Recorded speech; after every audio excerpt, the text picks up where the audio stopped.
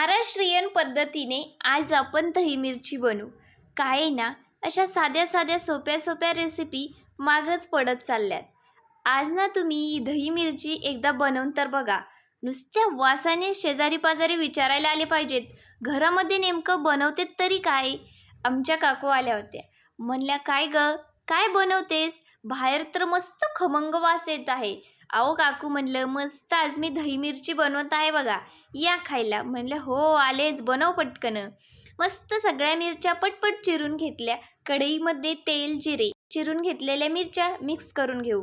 2 ते 3 मिनटं छान परतल्या की धना पावडर आणि थोडंसंच लाल तिखट घेऊ, कारण मिरच्या आधीच तिखट असतात. छान मिक्स करून घेऊ. 1 वाटी दही मिक्स करून झाकण ठेवू आणि 5 ते 6 मिनटं मिरच्या शिजून घेऊ. चवीनुसार मीठ. झणझणीत दही मिरची तयार. शेजारच्या काकूंना तर एवढी मिरची आवडली, ते खाऊन घेऊन